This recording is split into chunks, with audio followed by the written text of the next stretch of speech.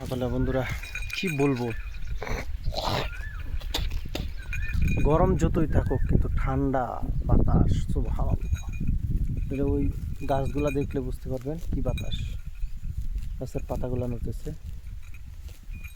কলা গাছের। ওফ, আল্লাহ তাআলার সৃষ্টি। গরম যতই থাকুক পাহাড়ে, কিন্তু পাহাড়ে আবার ঠান্ডা, অনেক বাতাস, যার কারণে বোঝা যায় না। বুঝতে পারছেন? এই কারণে বোঝা যায় না যে আসলে গরমটা। সুবহানাল্লাহ। দেখতেছেন আম বাগান, কিছুদিন পরে ইনশাল্লাহ আম বাগান, আম ধরবে ইনশাল্লাহ। আমাদের কারবার হিসাবের আম বাগান আছে এখানে। আম ইনশাল্লাহ যখন কেটে খাই তখন হইলে পরে ইনশাল্লাহ আপনাদেরকে ব্লগ দেওয়ার চেষ্টা করবো ইনশাল্লাহ। কি বলবো ভাই, পাহাড়ের কথা।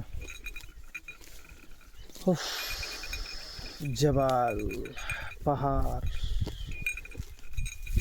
সুবহানাল্লাহ সুবহানাল্লাহ। জাবালে নূর, জাবালে তুর, এইগুলো পাহাড়ের নাম শুনেছি, কিন্তু বাংলাদেশে আরও কত পাহাড় আছে, ওইগুলোর তো তুলনা নেই। বাংলাদেশেও যে পাহাড় আছে কত সুন্দর সুন্দর, এটা আপনারা না বের হলে দেখতে পাবেন না। দেখেন আল্লাহর সৃষ্টি, সুবহানাল্লাহ। কি বলবো, উফ, বাতাসটা ভাই কি বলবো, একদম প্রাণ জুড়িয়ে যাচ্ছে মনে হয়, এরকম বাতাস, এত ঠান্ডা, সুবহানাল্লাহ।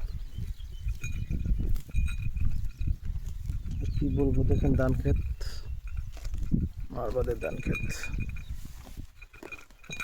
কি সুন্দর, আল্লাহ সুবহানাল্লাহ।